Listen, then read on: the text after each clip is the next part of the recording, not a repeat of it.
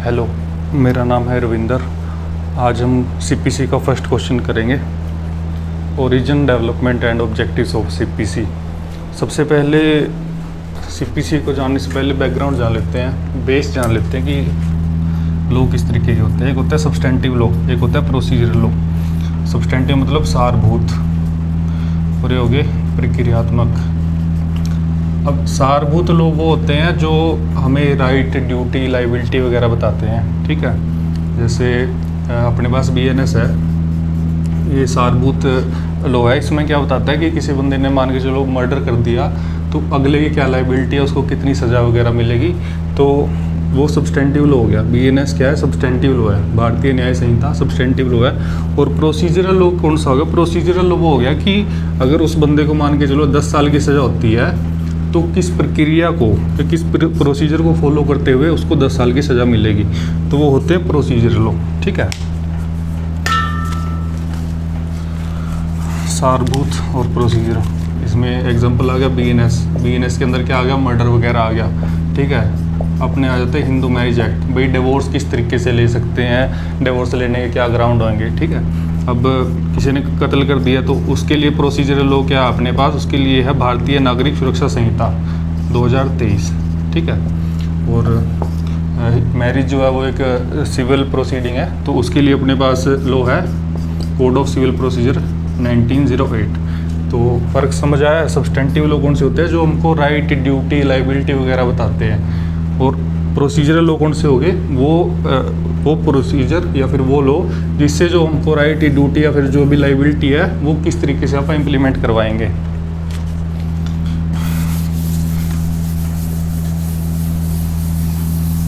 अब अपने पास मेनली दो प्रोसीजर लॉ है, सीपीसी 1908 और बीएनएसएस, भारतीय नागरिक सुरक्षा संहिता 2023।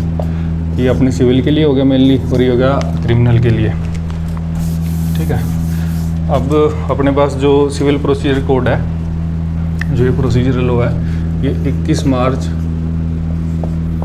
1908 को बन के तैयार हो गया था, मतलब इनेक्ट हो गया था। ये बना के रख लिया कि भाई आगे इसको यूज़ करेंगे। और ये लागू कब से हुआ था? ये लागू हुआ था 1 जनवरी 1909 से। ये थोड़ी जो चीज़ें हैं इस क्वेश्चन के अंदर नहीं लिख रखी, तो आप थोड़ा सा लिख लेना। उसके बाद क्या है? सीपीसी 2 पार्ट में बटी हुई है। 2 पार्ट कौन से हो गए? एक तो इसका हो गया सेक्शन, और एक फर्स्ट शेड्यूल दे रखे अपने पास। फर्स्ट शेड्यूल के अंदर क्या है? ऑर्डर्स। सेक्शंस जो है वो सीपीसी का सब्सटेंटिव पार्ट है। सब्सटेंटिव पार्ट का मतलब क्या है कि यहाँ पे लाइबिलिटी, राइट वगैरह दे रखे हैं, ड्यूटीज़ वगैरह दे रखी है। और ऑर्डर क्या है? ऑर्डर प्रोसीजरल पार्ट है, जो अपने को राइट, लाइबिलिटी, ड्यूटीज़ वगैरह बताई हुई है उसको ग्रैब करने की, इम्प्लीमेंट करने की प्रोसीजर क्या होगा वो हमको इसमें दे रखा है, ऑर्डर्स में दे रखा है। सब्सटेंटिव पार्ट दे रखा है सेक्शन में, प्रोसीजरल पार्ट दे रखा है ऑर्डर्स के अंदर, ठीक है। तो क्या है, ये जो सेक्शंस है वो सीपीसी का सब्सटेंटिव पार्ट है, और जो ऑर्डर्स है वो सीपीसी का प्रोसीजरल पार्ट है। अब जैसे हिंदू मैरिज एक्ट है, इसमें डिवोर्स का केस हो गया या फिर किसी और तरीके का केस हो गया, अडॉप्शन का केस हो गया, मतलब ज़मीन का केस हो गया, जो भी सिविल मैटर है उसके लिए क्या है, वहाँ पे रेमेडी वगैरह दे दी कि अगर आपको किसी को बच्चे को अडॉप्ट करना है तो आपको ये करना पड़ेगा, और उसके लिए प्रोसीजर कहाँ दे रखा है? अपने ऑर्डर्स के अंदर, ठीक है। तो ये काम है, सेक्शन का काम समझ गए, ऑर्डर्स का काम समझ गए। उसके बाद भाई आता है कि सेक्शंस को चेंज कौन कर सकता है? सेक्शन को चेंज कर सकती है पार्लियामेंट, ठीक है। और ऑर्डर्स को चेंज करने का काम कौन करता है? High court. उस स्टेट का हाई कोर्ट जिस स्टेट में कुछ चेंज करना है। जैसे अपने पास सीपीसी प्रोवाइडेड है, बट हरियाणा को लगता है कि इसमें कुछ फेरबदल करना चाहिए, तो Punjab and Haryana high court जो है वो इसके अंदर चेंज कर सकता है, ठीक है। उसके बाद जो सीपीसी है एक कॉन्करेंट लिस्ट का पार्ट है। कॉन्करेंट लिस्ट कौन सी होती है? समवर्ती सूची।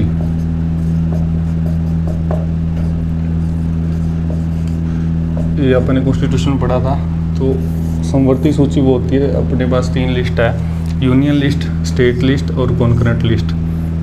यूनियन लिस्ट वो होगी जिन मुद्दों पर सिर्फ सेंट्रल गवर्नमेंट कानून बना सकती है। स्टेट लिस्ट वो होगी जिसमें सिर्फ स्टेट गवर्नमेंट कानून बना सकती है।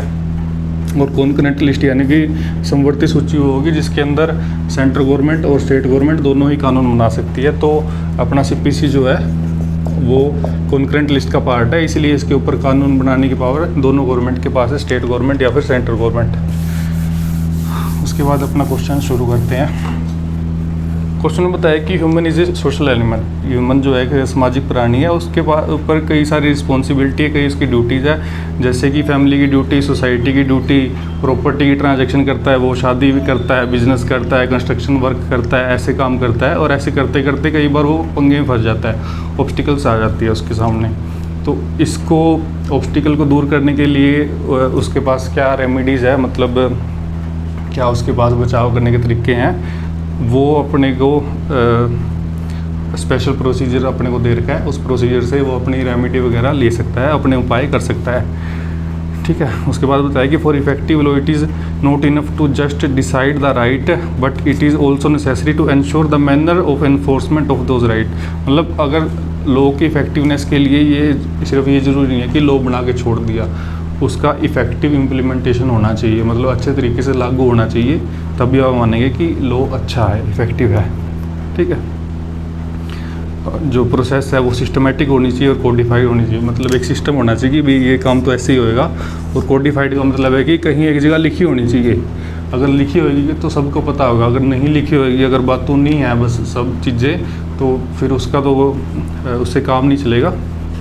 और यही गोल है सीपीसी का कि एक सिस्टम हो, एक कोडिफाई में अंदर में मतलब लिखी गई हो कहीं पे चीज़ें, और बंदे को उसकी रेमेडी मिलने में कोई परेशानी ना हो। उसके बाद बताया कि जो सीपीसी है ये अपने आप में कंप्लीट है, और इसके जब एक बार सीपीसी के अंदर कोई प्रोसीडिंग शुरू हो जाती है तो कहीं और कोई प्रोसीडिंग नहीं चलेगी, वो सिर्फ सीपीसी के अकॉर्डिंग ही चलेगी। ठीक है। और सीपीसी के अकॉर्डिंग कहाँ चलेगी ये भी एडिशनली बता देता हूँ मैं। सेक्शन 9 जो है उसके अंदर बता रखा है कि सीपीसी का कितना एरिया कवर कर सकती है सीपीसी। ठीक है।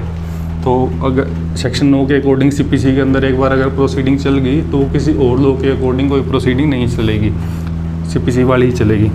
उसके बाद टाइप ऑफ लॉ बता रखे हैं, फंडामेंटल और सब्सटेंटिव लॉ कौन से होते हैं और प्रोसीजरल लॉ कौन से होते हैं। फंडामेंटल और सब्सटेंटिव तो एक ही बात होगी, प्रोसीजरल और एडजेक्टिव लॉ एक ही बात होगी। ठीक है। तो वो मैंने शुरू में बता दिया। फंडामेंटल लॉ वगैरह वो है जिसमें राइट, ड्यूटी, रिस्पॉन्सिबिलिटी, लाइबिलिटी वगैरह बताई गई, और प्रोसीजरल लॉ वो हो गए जिसके अंदर इन राइट, लाइबिलिटीज़ वगैरह को पाने की प्रक्रिया दी हुई है। सालमेंट की एक डेफिनेशन दे रखी है, इसमें बताया कि law of procedure is the branch of law that administer the order of dispute. मतलब प्रोसीजरल लॉ की वो ब्रांच है जो डिस्प्यूट को पकड़ती है और उसका एडमिनिस्ट्रेशन करती है। ठीक है। उससे पूछती है भी हाँ क्या दिक्कत है तेरे। ठीक है। उसके बाद यहाँ पे जो प्रोसीजर बताया गया इसमें इसने बोला है कि दोनों इसने शामिल कर लिए, क्रिमिनल और सिविल प्रोसीडिंग। उसके बाद एग्जांपल दे रखे हैं कि फंडामेंटल लॉ कौन से होते हैं, अपना Indian contract act, transfer of property act, BNS आ गया अब अपने, ये सारे हैं सब्सटेंटिव लॉ, और बाकी प्रोसीजर लॉ है अपने पास बीएनएसएस और सीपीसी। ठीक है। उसके बाद ये घनश्याम दास वाला केस आ गया, इसमें ये बता रखा है कि जो सीपीसी है ये एडजेक्टिव लॉ है, मतलब प्रोसीजरल लॉ है, और ये कोई राइट या फिर ड्यूटी को मतलब वो नहीं करता, हनन नहीं करता राइट और ड्यूटी का, वो बरकरार रखता है। बस सीपीसी क्या है कि प्रोसीजर प्रोवाइड कर रहा है कि अगर आपको किसी से कुछ कंपनसेशन वगैरह लेना है तो किस प्रोसेस को फॉलो करते हुए आप उस कंपनसेशन को पा सकते हैं। जैसे मान के चलो कार का एक्सीडेंट हो गया, ठीक है, और वो बंदा आपको ठोके चला गया, आपके लग गई चोट, तो आपको कंपनसेशन लेना है, तो सीपीसी के अंदर वो प्रोसीजर बता रखा है कि जिसको फॉलो करते हुए आप कंपनसेशन लोगे। उसके बाद हल्सबरी ने भी ये सब बता दिया कि फंडामेंटल लॉ कौन से होते हैं, दूसरे लॉ कौन से होते हैं। जो सब्सटेंटिव लॉ तो वही हो गए जो राइट वगैरह ड्यूटी वगैरह देते हैं, और प्रोसीजरल लॉ वो हो गए कि जो मशीनरी प्रोवाइड करते हैं या फिर मैनर प्रोवाइड करते हैं, जो भी आपको लीगल रेमेडी चाहिए कि उस लीगल रेमेडी को, जैसे कि कंपनसेशन को आप किस मैनर से या फिर किस मशीनरी के द्वारा उस कंपनसेशन को आप ग्रैब कर सकते हो। उसके बाद ये 5 डिफरेंस बताए हैं प्रोसीजरल लॉ में और फंडामेंटल लॉ में, तो एक एक करके इनको देखते हैं। Procedural law governs the working of suit. जो प्रोसीजरल लॉ है वो सूट की वर्किंग को देखता है, ठीक है। और जो दूसरा है सब्सटेंटिव लॉ है, वो सब्जेक्ट मैटर को देखता है, उसको प्रोसीजर से कोई लेना देना नहीं है, उसको सब्जेक्ट मैटर से लेना देना है। जो ये एग्जांपल था, इसमें सब्जेक्ट मैटर क्या था, कंपनसेशन। तो मोटर व्हीकल जो एक्ट है उसमें कंपनसेशन के जैसे प्रावधान दे रखे हैं, तो मोटर व्हीकल एक्ट को कंपनसेशन से ही लेना देना है, उसको कोई लेना देना नहीं है कि इसके प्रोसीजर क्या होगा या फिर कुछ, ठीक है। उसके बाद आ गया law of procedure concern with the means which are use to fulfil objective of administration of justice. अब बात आ गई एडमिनिस्ट्रेशन ऑफ जस्टिस की, मतलब कि जस्टिस को किस तरीके से पाया जाए, न्याय को किस तरीके से पाया जाए। जो प्रोसीजरल लॉ है उसका काम है कि एडमिनिस्ट्रेशन ऑफ जस्टिस को प्रोवाइड करना। किस तरीके से प्रोवाइड किया जाएगा, तरीके, मीन्स का मतलब होता है तरीके या फिर नुस्खे, मान लो नुस्खे बस। तो प्रोसीजर लॉ का काम है कि वो तरीके जिससे एडमिनिस्ट्रेशन ऑफ जस्टिस हो सके, और जो फंडामेंटल लॉ है उसका काम है कि भाई हमको तो जस्टिस चाहिए, हमको प्रोसीजर से कोई लेना देना नहीं है। फिर प्रोसीजर लॉ है वो रिलेशन और कंडक्ट को वो करता है, गवर्न करता है, मतलब कि जो पार्टी है सूट की, उसका सूट से रिलेशन और कंडक्ट। प्रोसीजर लॉ का क्या लेना देना है कि जो पार्टी है सूट की, उसका रिलेशन जो है और कंडक्ट क्या है, उससे प्रोसीजर लॉ को मतलब है। उसको कोई मतलब नहीं है कि सब्जेक्ट मैटर क्या था, गाड़ी ने एक्सीडेंट किया या नहीं किया, उसका तो बस ये एक एक्सीडेंट हुआ था, ये पार्टी है, इसके चोट लग गई है, ये पार्टी है, इसने इसको पैसे देने हैं। प्रोसीजर लॉ का मतलब है इससे, और बाकी जो फंडामेंटल लॉ उसका मतलब अलग चीज़ों से है। उसके बाद आ गया कि जो प्रोसीजरल लॉ है वो कोर्ट के अंदर जो प्रोसीडिंग होती है, प्रोसीजर लॉ को उससे ही मतलब है, बाहर से कोई मतलब नहीं है। फंडामेंटल लॉ को मतलब है बाहर वाली चीज़ों से। उसके बाद आ गया कि प्रोसीजर लॉ है वो जो भी अंदर कार्रवाई होएगी प्रोसीजर लॉ को उससे लेना देना है। और जो फंडामेंटल लॉ है वो डिस्कस करेगा राइट और ड्यूटीज अगले की क्या बनती है, ठीक है। प्रोसीजरल लॉ ये नहीं बोलेगा तेरी ये ड्यूटी बनती है, तूने इतने पैसे देने उतने नहीं देने। प्रोसीजरल लॉ तो पूछेगा आपसे भी आपके कितने पैसे बनते हैं, तो मैं वो उतने पैसे आपको दिला दूँ अगर सही बनते हैं तो। उसके बाद आ गया मीनिंग ऑफ प्रोसीजर। मीनिंग में तो बस वही बातें हैं कि ना तो कोई ये जो प्रोसीजरल लॉ है ना तो कोई राइट क्रिएट करता है और ना कोई राइट ख़त्म करता है। ये इसको बस प्रोसीडिंग से लेना देना है कि दो बंदों का विवाद का निपटारा करना है मैंने, वो मैं कर दूंगा, मेरे को नहीं लेना देना कि आपका एक्चुअल मैटर क्या है, मैंने तो आपका विवाद ख़त्म करना है बस। इसमें बस यही लिख रखा है। आगे से बताया था purpose of the law of civil procedure is also to regulate the procedure only in civil court. Civil procedure का क्या पर्पज़ है कि सिविल लॉ के अंदर प्रोसीजर है उसको रेगुलेट करना है, और ये कोई फंडामेंटल लॉ नहीं है, ठीक है। और उसके बाद ये बोल दिया कि प्रोसीजरल लॉ जब सूट इंस्टीट्यूट होता है, जब कोर्ट के अंदर सूट फाइल होता है और जब फैसला आ जाता है यानी कि डिक्री आ जाती है, उस डिक्री के इम्प्लीमेंटेशन से उसको लागू करवाने तक साथ रहता है। जब सूट फाइल हुआ और जब उसका फैसला आ गया तो उस फैसले को लागू करवाने तक प्रोसीजरल लॉ साथ रहता है। उसके बाद हिस्ट्री बता रखी है कि जो अपना कोड है सीपीसी, इसकी क्या हिस्ट्री रही है।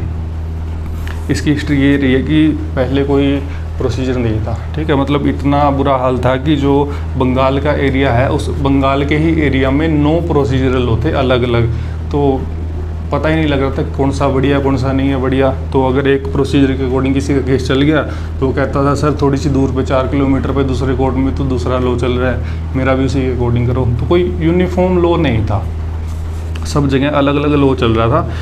तो 1859 में सबसे पहले बात चली कि एक यूनिफॉर्म लॉ होना चाहिए जो पूरे के पूरे एरिया पे, पूरे देश पे एक ही तरीके से लागू हो। मतलब कि कश्मीर का अगर कोई कोर्ट है और तमिलनाडु का कोई कोर्ट है, इनका जो सिविल मैटर है वो सेम तरीके से फॉलो से, इनका जो सिविल प्रोसीजर है वो एक तरीके से हो, अलग अलग तरीके से ना हो।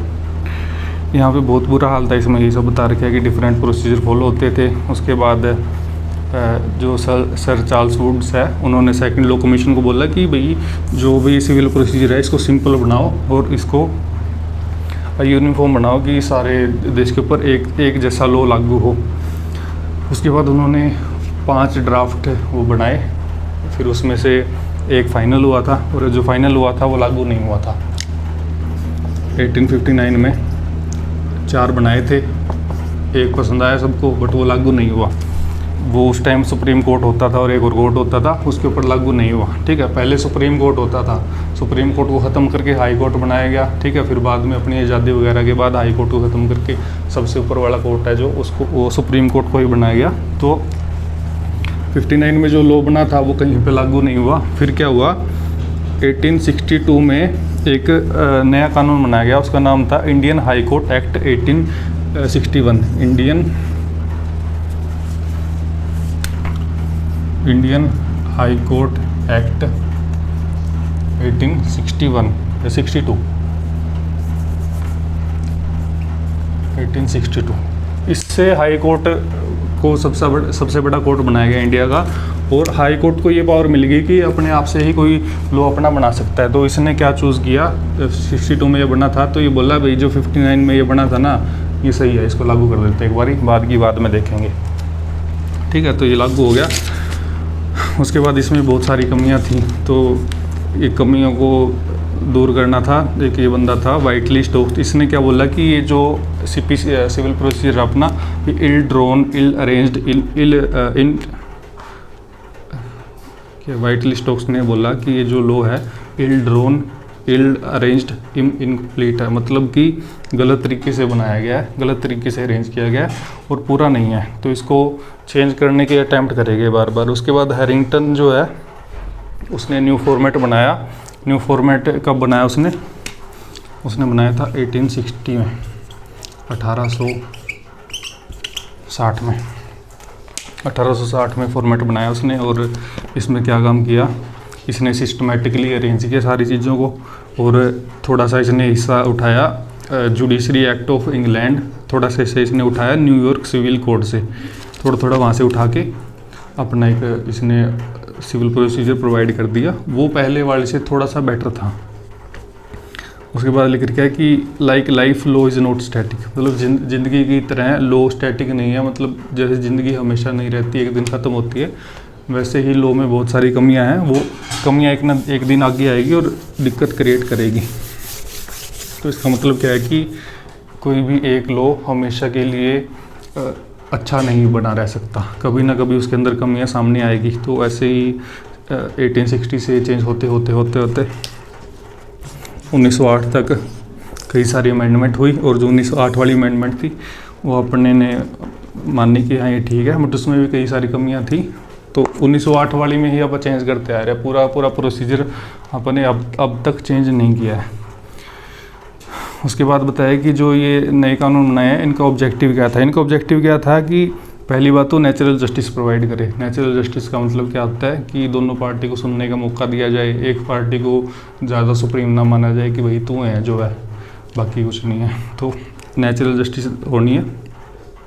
नो डिले इन जस्टिस, मतलब कि जल्दी से केस ख़त्म करने हैं। उसके बाद कॉम्प्लेक्सिटी, मतलब कि जो भी जटिलताएं हैं प्रोसीजर की उसको दूर करना है। उसके बाद ये इसका ऑब्जेक्टिव था avoid delay and simplify the process.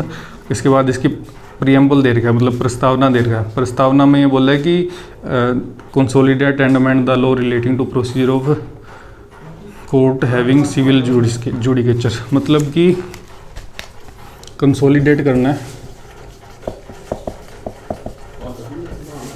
और अमेंड करना है।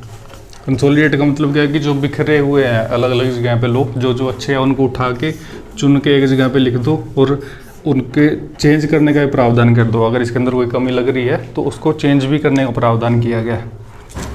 उसके बाद इसके फीचर दे रखे हैं, इसके कई सारे फीचर है, सारे नहीं पढ़ने अपन ने। पहला फीचर है इसका कि रेस जुडिकाटा जो है उसको और इन्फ्लुएंशियल बनाया गया। रेस जुडिकाटा का मतलब क्या होता है कि अगर कोई केस एक बार डिसाइड हो गया तो बार बार उसके बारे में कोई चर्चा नहीं होगी, उसके ऊपर बैन लग जाएगा कि दोबारा उस केस को कोर्ट के अंदर नहीं पेश किया जाएगा। उसके बाद क्या है कि हाई कोर्ट की जो केस ट्रांसफ़र करने की पावर थी एक हाई कोर्ट से दूसरे हाई कोर्ट के पास, ये पावर पहले थी स्टेट गवर्नमेंट के पास। फिर जो ये नया प्रोसीजर आया तो ये पावर दे दी गई सुप्रीम कोर्ट को। उसके बाद जो तीसरा है या चौथा है, जो सैलरी है, सैलरीड एम्प्लॉयड है, सैलरीड एम्प्लॉयज़ है, इनकी सैलरी को किस हद तक अटैच नहीं करा जाएगा। अटैच करने का मतलब क्या है कि कोई बंदा है, मान के चलो 10,000 रुपये की सैलरी लेता है और उसके ऊपर केस हो गया, तो पहले क्या था कि क्या पता 10 के 10,000 सैलरी को अटैच कर लिया जाए, कि बंदा कमा के लाए और अटैच कर ले केस के अंदर, उसका जो अपना खर्चा खुर्चा वो खुद देखे। कोर्ट बोल देगा भाई तेरी सैलरी होगी अटैच, तो कमा के लाएगा और कोर्ट में जमा करवा देगा। तो ये प्रावधान किया गया कि पहले क्या था कि जो सिर्फ गवर्नमेंट एम्प्लॉय थे और रेलवे के एम्प्लॉय थे और लोकल अथॉरिटी के एम्प्लॉय थे, उनकी सैलरी अटैच नहीं होती थी, बाकी सबकी अटैच हो जाती थी। बट इसमें प्रावधान हुआ कि एक हद तक ही सैलरी अटैच होएगी, ऐसा क्या नहीं है कि पूरी की पूरी सैलरी आप अटैच करके बैठ जाओगे। उसके बाद है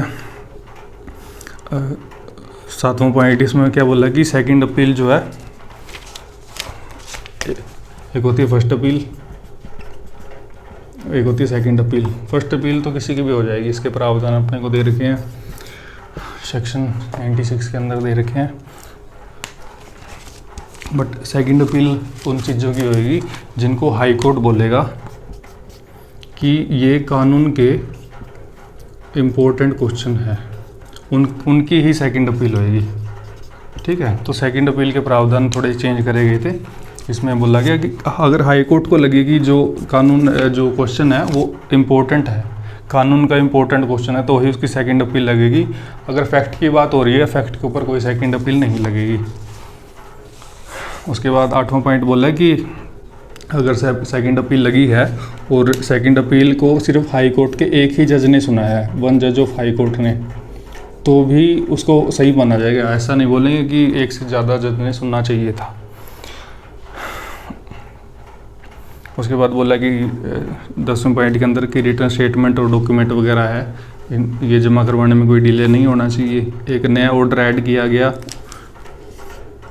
ऑर्डर 16A। इसमें क्या है कि अगर कोई बंदा जो जेल के अंदर है उसको अगर पेश करना है तो उसके प्रावधान दे रखे हैं। ठीक है, उसके बाद है कि कमीशन इशू करी जा सकती है। कमीशन इशू का मतलब क्या है कि कोई काम है उसको कोर्ट की निगरानी में होना है, बट कोर्ट तो उठ के जा नहीं सकता, तो कमीशन इशू कर देगा भाई, कमीशन को बोलेगा भाई तुम करके लेके आए काम। तो कमीशन इशू करने के प्रावधान किए गए इसके अंदर थोड़े से ज़्यादा।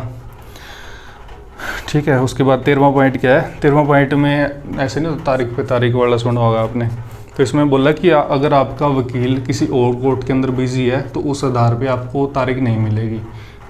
आप नया वकील कर लो या कुछ भी कर लो, हम वेले नहीं बैठे रहेंगे। क्यों? क्योंकि आपका वकील किसी और कोर्ट में बिजी है। तो क्या है कि अगर आपका वकील किसी और कोर्ट में बिजी है तो आपको तारीख नहीं मिलेगी, आपको अपनी पैरवी खुद करनी पड़ेगी या फिर कोई नया वकील लेके आओ। उसके बाद एक और नया ऑर्डर ऐड किया गया, ऑर्डर 32A। इसमें फैमिली मैटर को सोल्व करने की बात करी गई और बाकी जो गरीबों को न्याय मिले उसके लिए प्रावधान किए गए। ठीक है, उसके बाद स्कोप वगैरह क्या है, स्कोप वगैरह तो ये है कि सेक्शन और रूल वगैरह दे रखे हैं। Substantive right to the party and create jurisdiction whereas इसमें वही बात है जो पहले बता दी मैंने। ठीक है, अब इसके अंदर एक चीज़ बताना भूल गया मैं, क्या भूल गया कि इसके अंदर टोटल 2 पार्ट में डिवाइड है, सेक्शंस में और ऑर्डर्स में। तो इसके अंदर टोटल 158 सेक्शंस है और 51 ऑर्डर है और फर्स्ट शेड्यूल के अंदर ये दे रखे हैं, मतलब एक लिस्ट सी है और उस लिस्ट में एक ही चीज़ है ऑर्डर। सेक्शन कितने 158, ऑर्डर कितने 51।